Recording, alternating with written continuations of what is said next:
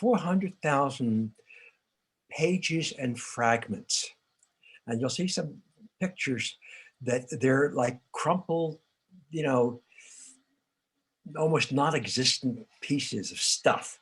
And we'll get into that, but we'll look at another very short video that's called From Cairo to the Clouds. And what this is about, since the contents was distributed largely to Cambridge, but also to many other institutions around the world, the internet really made a difference with that, because at some point, the connections between distant places it changed the scholarship. So we can play the second one.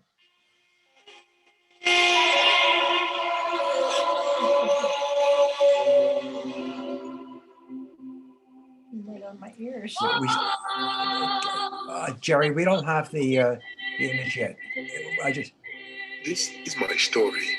Please don't spank my child for being late. The policeman appeared for the poll tax. The robe is of the utmost beauty. Please buy for me useful books. After Passover, I booked for IW in a caravan.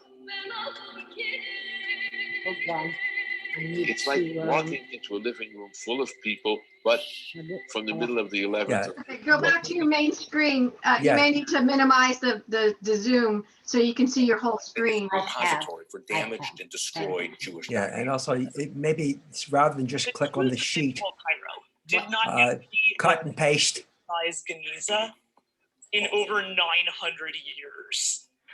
Now we know that the Geniza consists of more than 500,000 fragments. First stop on my. Yeah, Okay. cut and paste. Don't worry, take a deep breath. It's hard to be a Zoom gabbai. Oh, I know. Don't worry.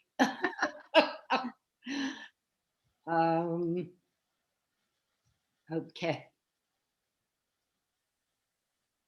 I'm so grateful Jerry's doing this. I can't handle this, Okay. How do you see that? Yeah, start at the beginning. I do. Yeah. No? Oh. There you go.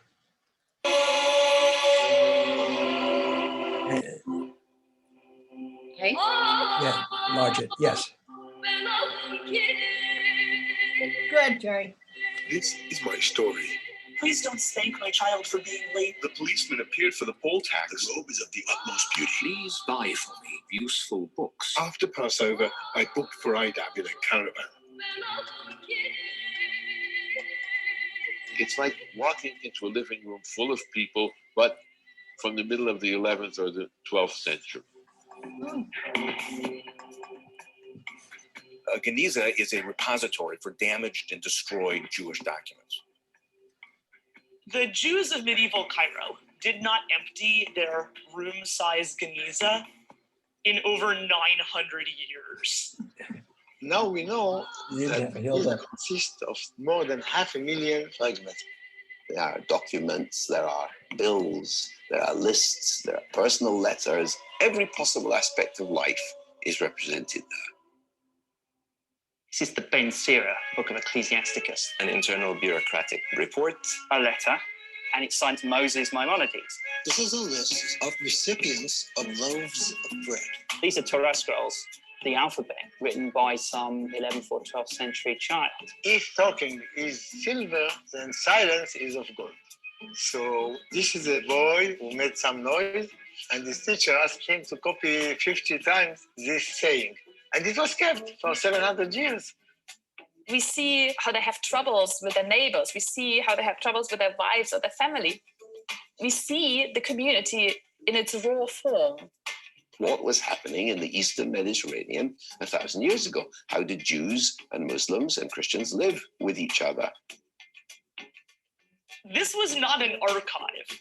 This was the medieval Facebook, filled with so much mundane junk that you could reconstruct an entire world from it, if only you could actually read through all of it. We have now digitized all the fragments and all the manuscripts that were in that synagogue. I would dare to say that this is the largest collection of digital images of historical manuscript in any library, any language, any culture. This is it. The Cairo Geniza gave us a view that we hadn't seen before into the richness of Judeo-Arabic culture. If you've got a letter of Judah Halevi or Maimonides on the table in front of you, how can you not gasp? It's wonderful. It's like being a detective. You can reconstruct what people were doing. I'm always struck by the fact that people 1,000 years ago are very like people today. I think when you have the level of detail that the Geniza provides, it's like looking back at that time through the memory of God. We have weaned the baby. Open for me the gates of righteousness. Be so kind as to help the bearer of this letter. We constantly face danger of death. I praised God and thanked him. I leave to each of the 4 synagogues money for oil, so that people may study at night.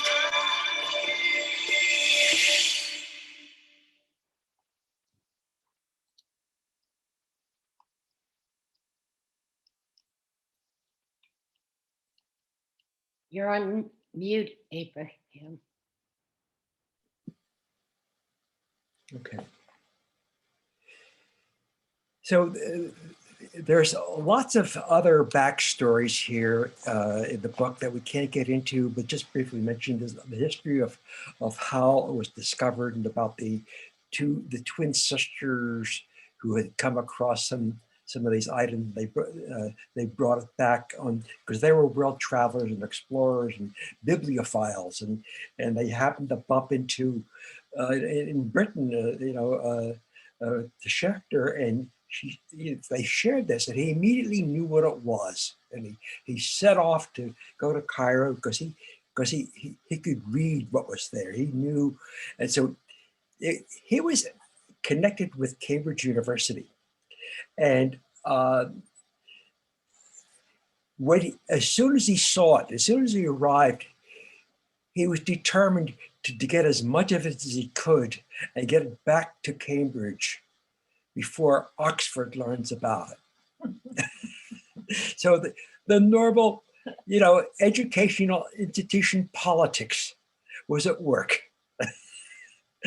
And he spent months there, but he ended up, they say it was boxed up. Well, the book describes barrels that he stuffed. I mean, that was the condition of the stuff. He just stuffed the stuff in many barrels that he had it shipped to Cambridge, where he set up a lab and where he set up, different experts in different languages and different histories to study this. And I'm not clear as to how other institutions, but I'll show you later a list of them, got there, including the University of Pennsylvania and Princeton. They have sizable amounts, but Cambridge has 70% of it. Now, ultimately, it became preserved and recorded pages in these binders that are on the shelves at Cambridge, a few steps down from another shelf with all of Darwin's work. It's in that kind of category.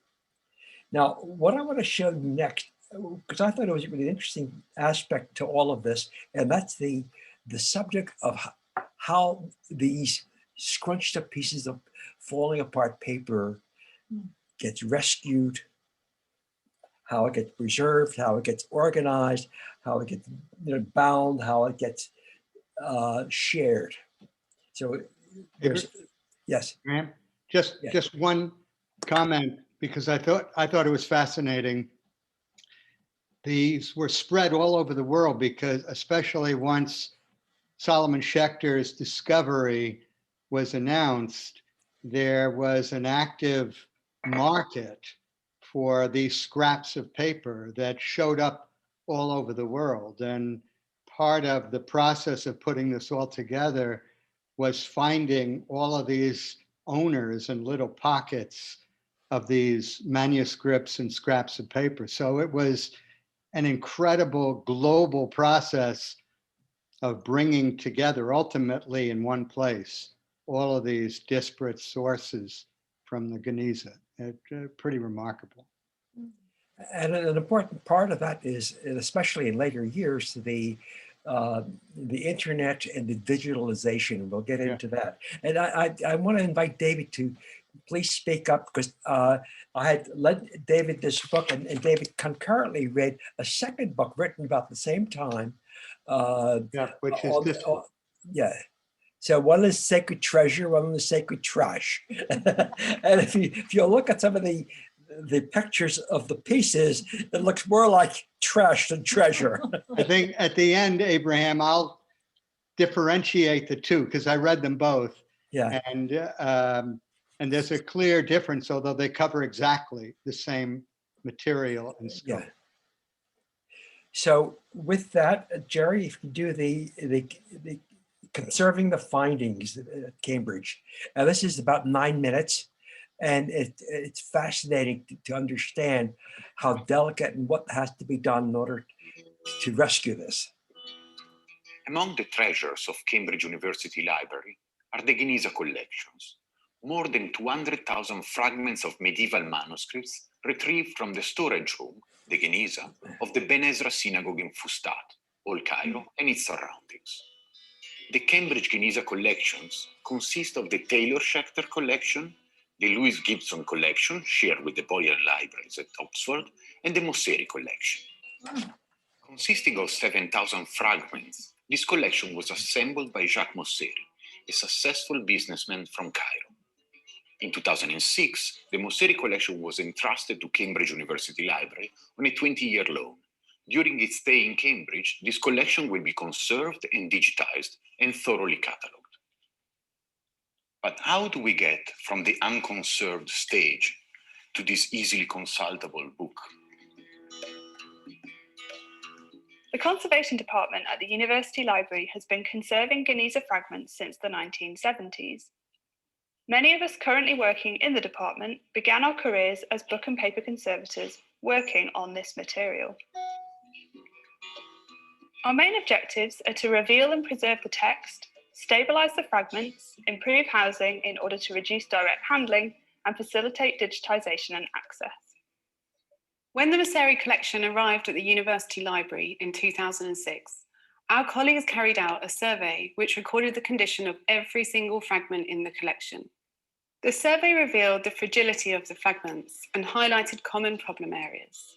Typically, the fragments are very dirty, and there are stains, holes and tears, insect and moisture damage, and in some cases, almost the complete disintegration of the substrate and the inks. Working on a large-scale collection like this, the challenge for conservators is to find a conservation treatment that not only fulfills the objectives, but also that can be easily applied and adapted to every single item.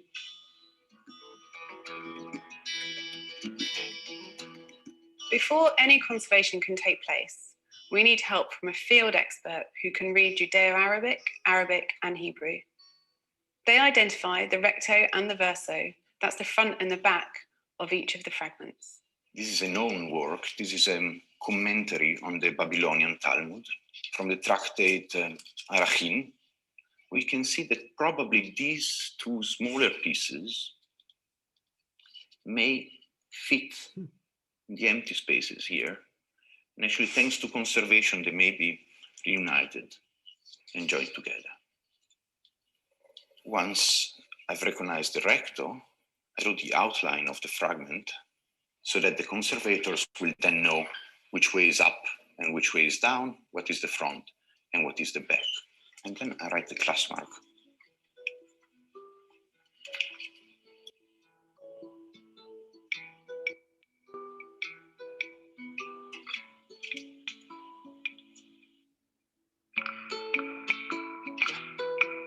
When a batch of fragments arrive in conservation, the first thing is to prepare a documentation spreadsheet.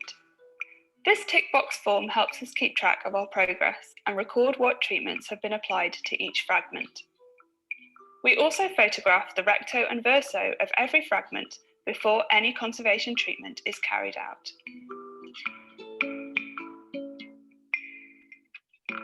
Some of the inks on Geniza material can be extremely powdery and flaky, and in some cases the inks have almost disappeared. so all are assessed before any treatment is carried out. The inks are tested under magnification using a linen tester and a fine sable brush. We gently brush the surface of the ink and then assign them a level 1, 2, or 3, depending on their friability or how likely they are to become dislodged or detached. Those assigned a level 3 are at extreme risk of loss and are put aside to await ink consolidation at a later date.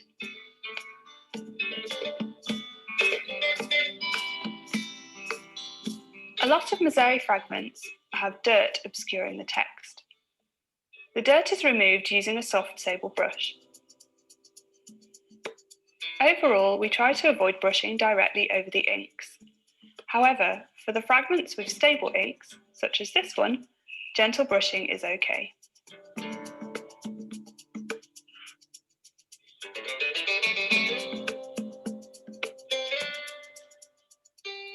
As you can see, this is an essential part of the process. There is a lot of dirt and dust to dislodge.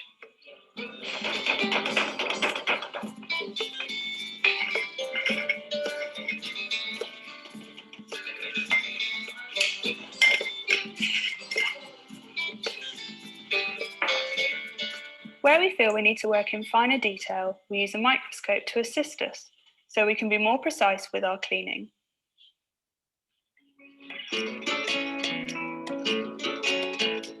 Next, we need to unfold the fragment to reveal any hidden text in the creases and folds. We apply a small amount of deionized water along the edge of the crease, and this helps relax the paper fibers so that it opens more easily. In general, we always try to minimize the introduction of moisture, as excessive moisture can have a deteriorative effect on the fragments, particularly the inks.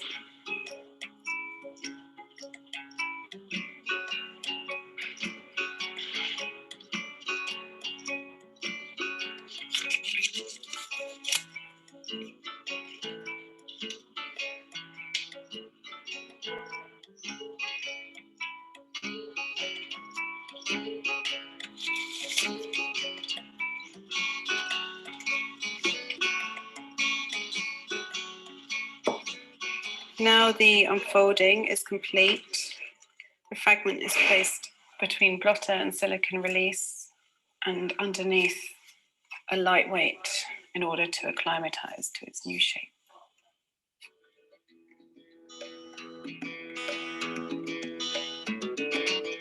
When it comes to repairing the fragments, we are not trying to restore them to complete documents, but rather stabilize them as they are. There are two options for repairing them. We can use wheat starch paste and, when further support is required, a remoistenable tissue. Wheat starch paste is a starch-based adhesive with excellent archival properties. Again, we use only a tiny amount in order to minimize the moisture that we introduce. Remoistenable tissue is a tissue paper pre-coated with a thin adhesive layer. We make this in-house using Berlin tissue, which is an extremely lightweight but strong and fibrous paper.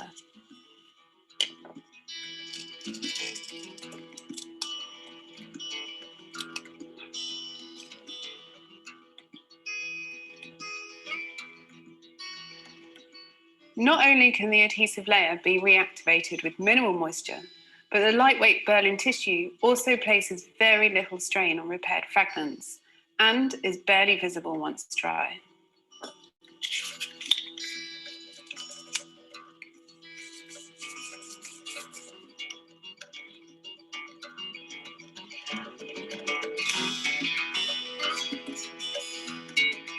Once dry, the fragments are ultrasonically encapsulated between inert, archivally sound polyester sheets. The brand name for this material is Maimonides. The library has been encapsulating Geniza fragments in Maimonides for decades, as it provides significant support for the fragments. We use spot welds around the perimeter of the fragment to gently hold it in position.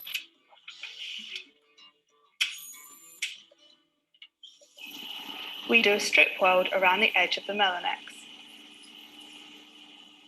We leave an air hole of a few centimeters to allow airflow to the fragment.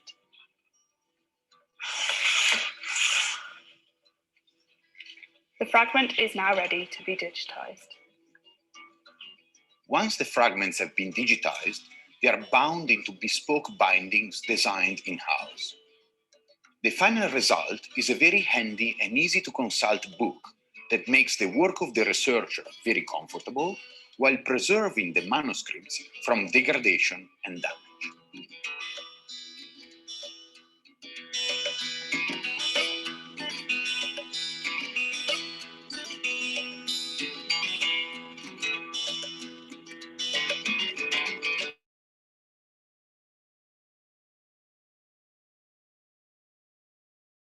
Thank you, Jerry. So let me just have one more item I'm going to show you, and this one will be a PowerPoint of various images that I collected to put into the PowerPoint. And so why don't we play that? And Jerry, will you be advancing it? Okay, we'll just do it. I'll let you know which one. Okay.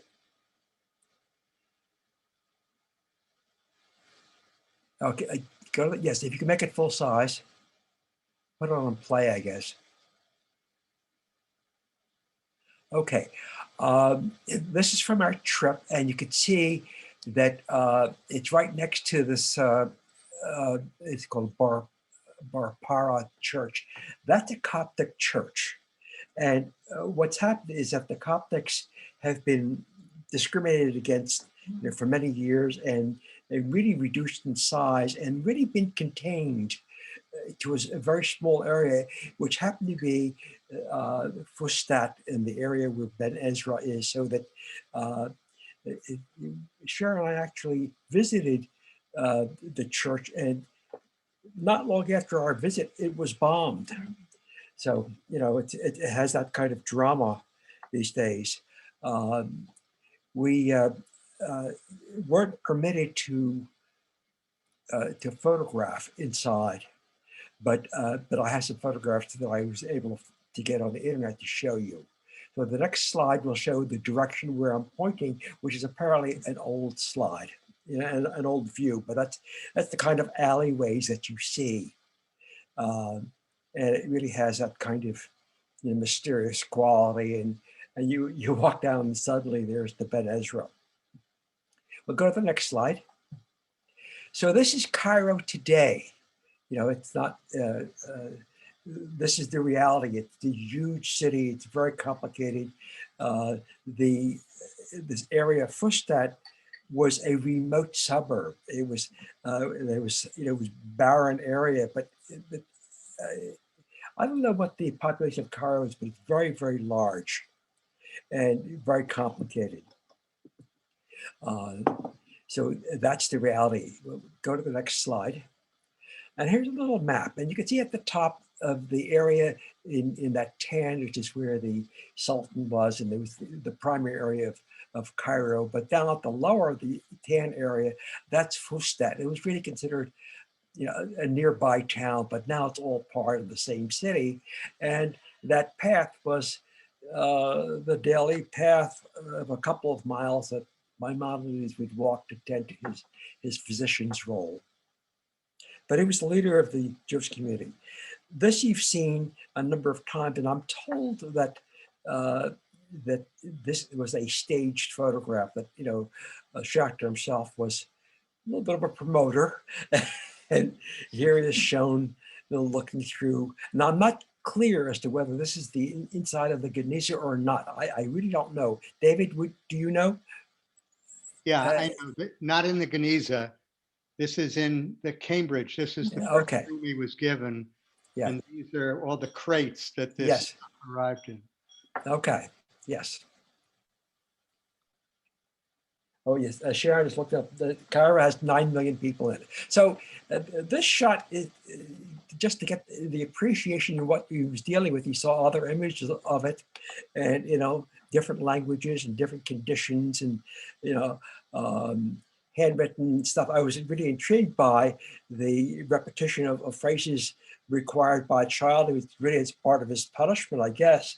I read in the Sacred Trash book that there are actually some original prescriptions by Maimonides, including one where he was prescribing a kind of an iron water tonic. It was really to build male virility. You might call it the Viagra of the Middle Ages. But there was Maimonides, doing that too, because that's everyday life.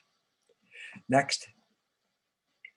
I thought this would be interesting to see the relationship of where Jews were in that whole area, the green area in Arabia, Saudi Arabia, where Medina is. That was the earlier community.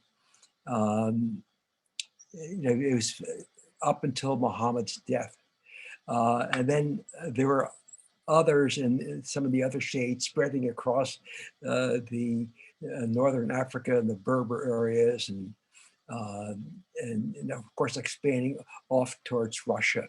But you could see the different influences of both Ashkenazi and Sephardic, and there is, as you could see, like in the center of where Cairo was. Next, please. That's an exterior shot. I was told of the Ben Ezra. Next. An interior shot. This is what we saw. This was the first floor. It really looks like it's in pretty fine shape, but knowing that it was rebuilt, it's supposedly in the same style, exactly the same style. I don't know whether it was a change of materials, but it looks like a very permanent kind of place. And I believe it was in the 1890s and it was rebuilt. Next. The second floor, the women's gallery, of course. And on the end of the left side, there is that opening that you need a ladder to get to that attic area. We have an attic area in the shul, and I've not been up it, but apparently it's used for a lot of storage. I'm sure Steve's been up there and other people. I've been up there. Okay. We used to store the High Holiday prayer books up there before we put them in the cabinet downstairs. Okay, but it has been cleaned out a few times. I know that there are old posters and all kinds of stuff, so we're cleaning out occasionally our Geniza. Now, if we leave it for 900 years, it'll be a story. Next. I can't tell you what that is, just a picture that I captured. I can't tell whether it doesn't look like it's Hebrew, it doesn't look like it's Arab, it looks like the combination. Could that be Aramaic? I don't know. Does anybody know? But it's it takes expertise to be able to identify it and then read it and to find meaning in it. But it's an example of the kind of pages that were found. Next. Now, this is I found this listing of various types of things that were in it. Bible readings, calendar controversies. Now, there's one here that says kosher cheese. I don't know what that means, whether that's a recipe, who knows. The bottom right, payment order.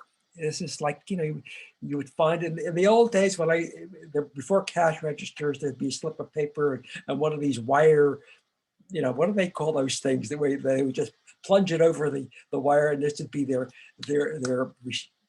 accounts for the day. Writings by Ben Ezra and the Talmud Yerushalmi.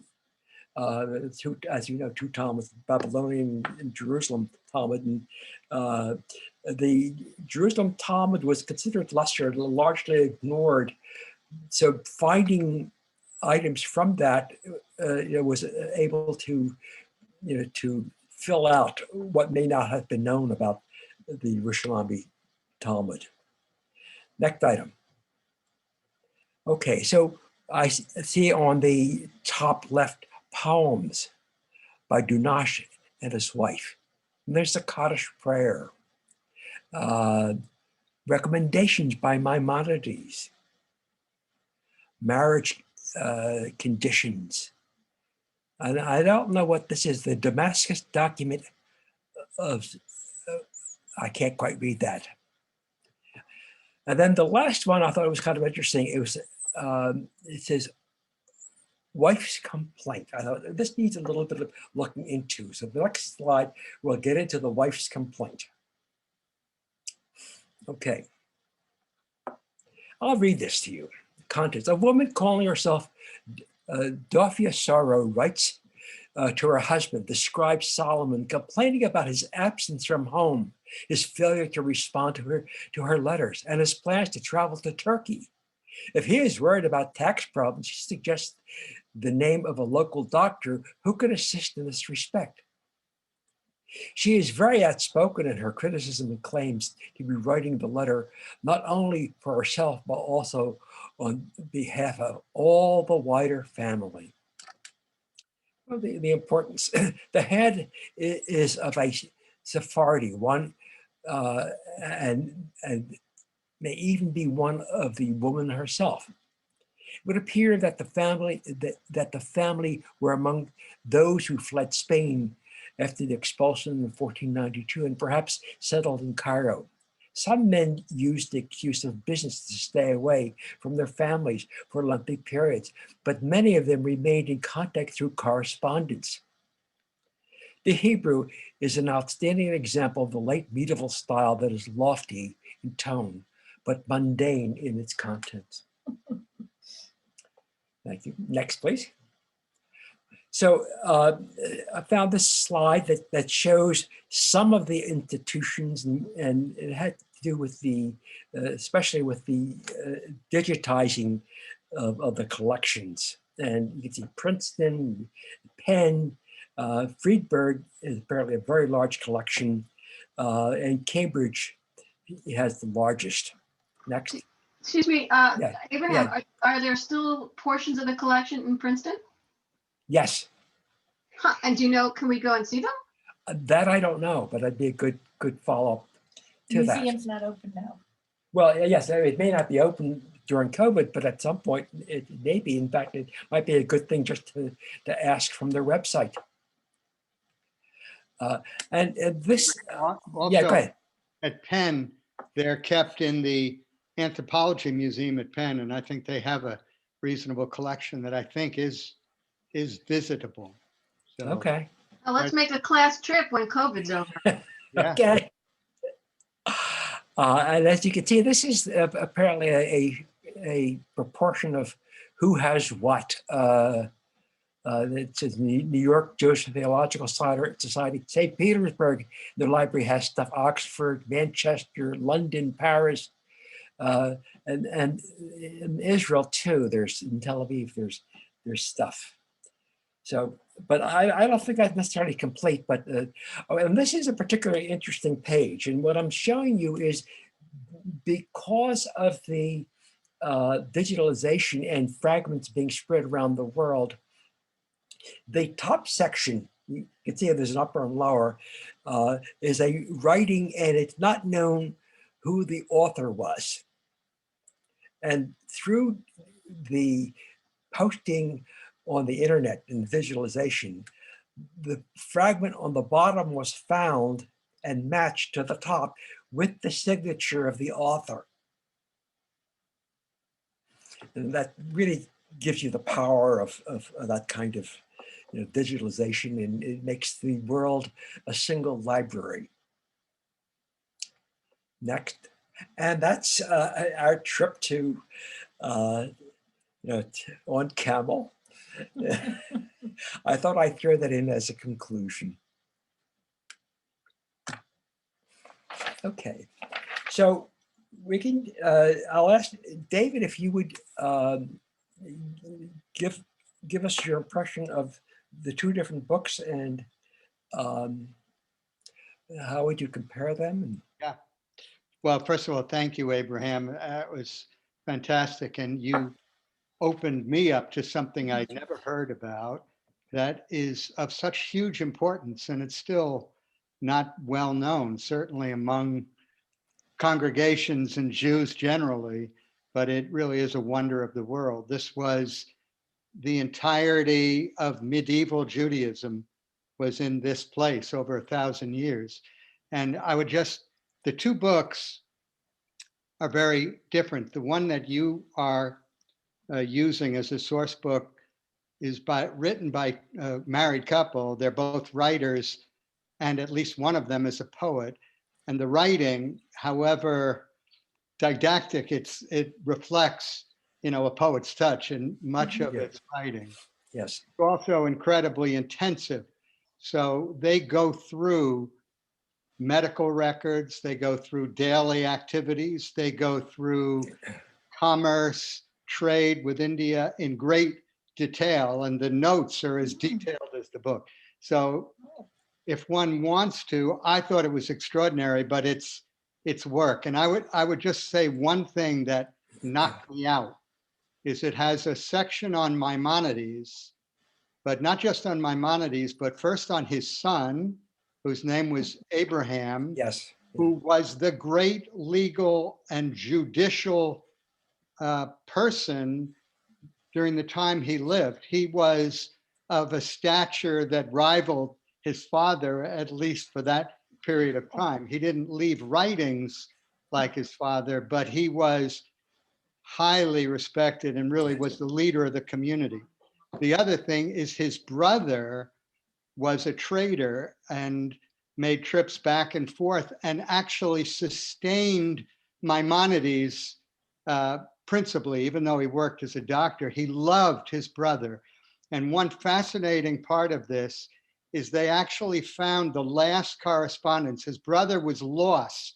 Last trip to India, and Maimonides never recovered. He spent 8 years basically in sorrow right to the end of his life. This was the closest person to him. And it has that correspondence, which is extraordinary. So I think if you want an in-depth, and it has rabbinic responsa over the hundreds of years, it's a piece of work. This book, which was written by a rabbi and also a very good writer, Sacred Treasure, covers the same, but it's, first of all, a much larger font, fewer notes, and yet very well written. And if one wants a much easier journey through this story, it's a Sacred Treasure. And so, I mean, I would really recommend this. It sort of blew my mind. And first I was cursing Abraham for setting me on this journey because it was so intensive, but it was really rewarding. Yeah. Go ahead, Lynn. So my introduction to this, a little less academic, I had read about it someplace, is a fiction book called The Last Watchman of Cairo. The Last Watchman of Old Cairo. And it touches on all of this, and it goes back between contemporary time, a son who lived in America with his mother, but his father was an Egyptian. And he discovers that his father was a long line of watchmen for the Cairo synagogue.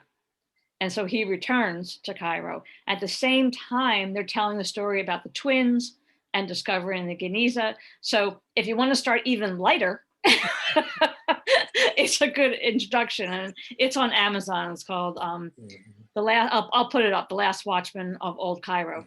The other comment I wanted to make is, I have read Simon Schama, who's an amazing historian. Yeah. He's written 2 volumes called The Story of the Jews.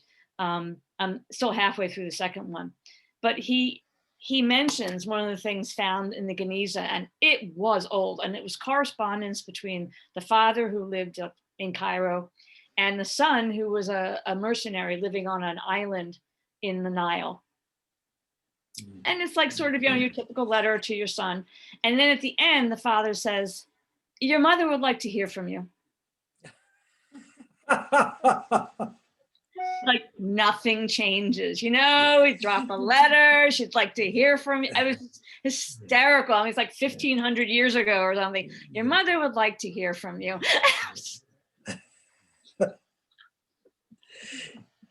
Yeah, it's interesting.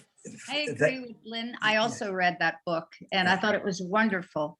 Very light, very easy, marvelous, marvelous characterizations of the twin sisters. I can see them, and I never, if I had read something scholarly, I would never have thought that. The one thing you didn't mention, and I don't know whether this is fiction or not, but there is a suggestion that a lot of the documents were stolen and had been sold prior to Dr. Schechter coming, and there was sort of a little nasty suspicion in the book of who maybe did it or did not. Do you know anything about that? Is that fiction or? Well, there were that happened with the Dead Sea Scrolls. That when it was discovered, there was an attempt to sell it. But I don't know, David. Do you recall anything? Yeah, there was a whole history of people taking pieces that they would find. Nobody really recognized the treasure that Solomon Schechter did, but there was a lot of, quote, theft and competition in the end for scraps of this, which really found a market. And Solomon Schechter and others after him assiduously pursued buying all of these little catches of documentation. So yeah, there was theft. There was commerce in these fragments. Don't ask, do last, and you don't.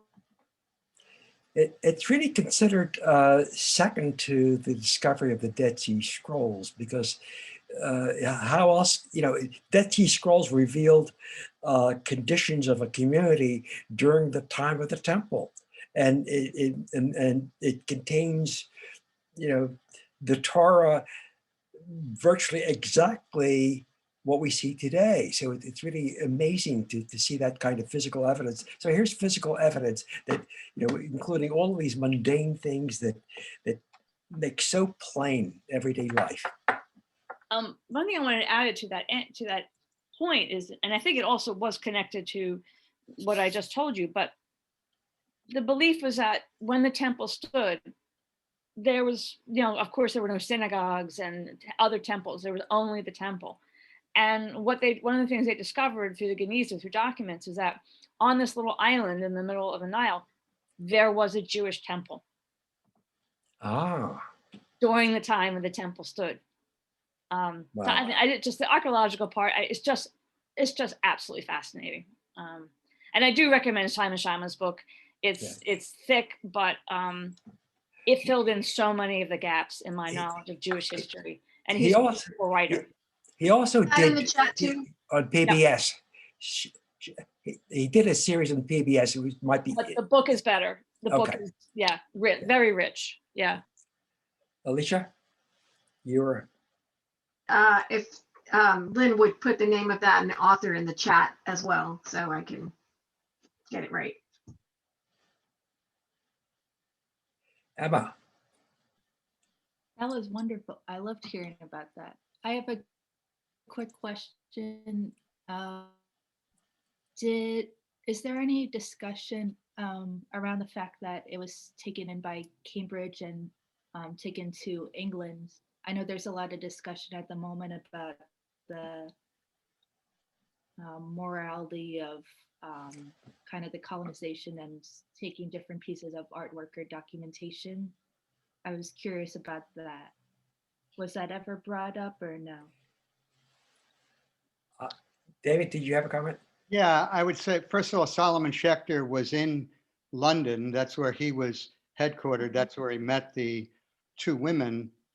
And he got express permission from the head rabbi in Fustad, the head Jewish council in the area, and the people in the synagogue itself to take the material to London. And I think they were actually delighted because it was sort of a trash heap, but it was also to give salience to all this material. So he didn't It was not, under cover of darkness. And it's also relevant to the mores of the time. I mean, there was no Egyptian government. Yes, there was a sultanate, but that it certainly wouldn't have been of much interest to them. And it's a different time now. We're just yesterday, Sharon and I went to the Glencairn. Which Glencairn Museum.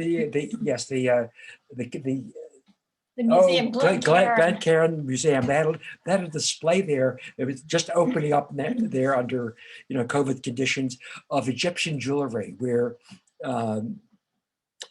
Egyptian jewelry was collected, and it was the Pitcairn family. For the Pitcairn family, and they were just loaded with money, as you can well imagine. And he would get through dealers most magnificent examples of earrings and all ancient Egyptian stuff. And I asked the question, where did he get it? He said, from dealers. He would, did he go there? No, he got it from dealers. And I came away, impressed as I am with the beauty of these things, thinking that belongs in the Cairo Museum, not here locally in some private collection.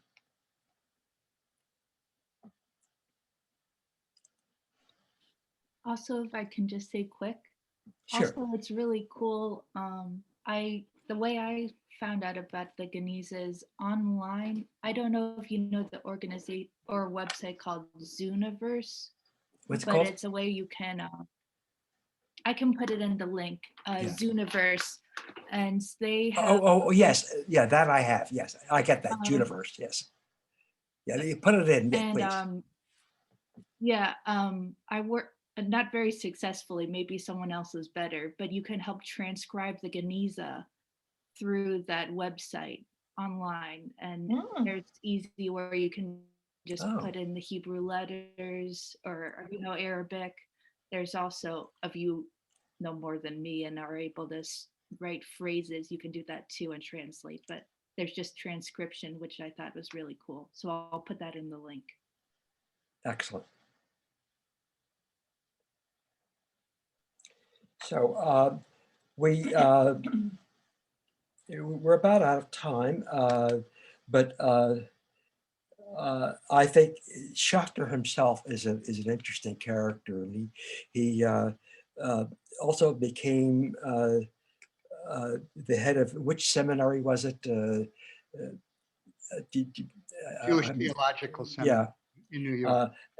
But he spent many years working on this project, and it really at a disadvantage because he didn't rank very well at Cambridge because he wasn't part of the Church of England, So even for him, it was a sacrifice. He wanted to do this and he wanted to have the authority and the resources of them, but being Jewish worked against him. So what's new? Okay, any other questions? So it's interesting. Your mic is not on. I think, am I on? I am on. Oh. Yeah. So it's interesting. We generate so much garbage now that there wouldn't be any way to do that. If somebody wanted to do that 1,000 years from now, they'd have to find, like some old discs on cloud computers or something. Yeah. Because we can't, if we kept all our garbage, we'd be buried half a mile deep. But it's very interesting. Yeah. This is the most fascinating thing I've never heard of before. Well, that's interesting, yeah. Abraham, one other thing I'd say, included in the trash were the 2 oldest Haggadahs ever found.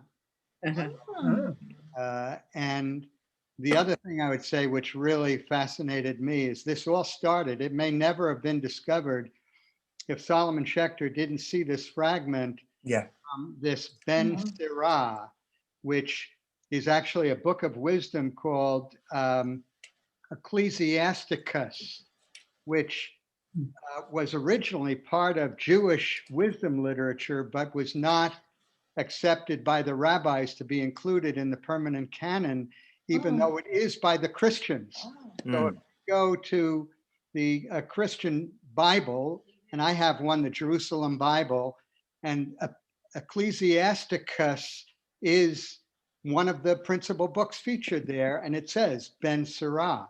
And Solomon Schechter, when he saw this fragment, knew it was from Ben Ezra, and he got all excited because he felt, among other things, it could date the primacy of Jewish wisdom literature, which was being claimed by the Christians to be first. Yeah. And that's what led to this entire discovery of the Geniza, or being brought to light. I couldn't hear you. Excuse me, I have another meeting, Yeah. if you will. Thank you so much. This was absolutely fascinating and very rich. I truly appreciated you bringing this and everybody's input. Thank you all. Have a good day. Thank you. Could I ask one question real Sure. quick? We missed the first 2 or 3 minutes. Did you say that Solomon Schechter discovered this find? Well, he was the one who recognized what was there and its importance. Yes. Yeah, and he brought it back. As soon as he saw the Ben Ezra fragment, he made a hightail right to Cairo and immediately got permission to look through it, and determined that he had to stuff it all into crates and barrels and ship it back for study at Cambridge. Otherwise, it would have been, who knows? I'm going to go read up about that now, because in first grade, I was too young for public school. So I went to the Solomon Schechter School. Yes. Where we yes. did Hebrew in the morning and English in the afternoon. Yeah, yes. Yes, he was monumental in his influence. Might be another good subject. This was fantastic. If anybody wants to borrow Sacred Treasure, I think it's an easier read. And Yeah, and I can lend this out too. Just let me know who wants it. Will, you know. Thank you so much. This Thank was you so great. much. Thank Very you, everybody. All right. I think we should buy it. I'm going to go on Amazon immediately and buy it. I want to own it. Yeah, I bought it used, you know, and I buy most of my books used, and Why and not? like $4, you know. It's worthy. Yes. And I read the last Watchmen of Old Cairo on Kindle, and it was fine. You don't need to buy it. It was just fine that way, you know. So yeah. Cool. Thank you so much, guys. Thank you, everybody. This was Have a good wonderful.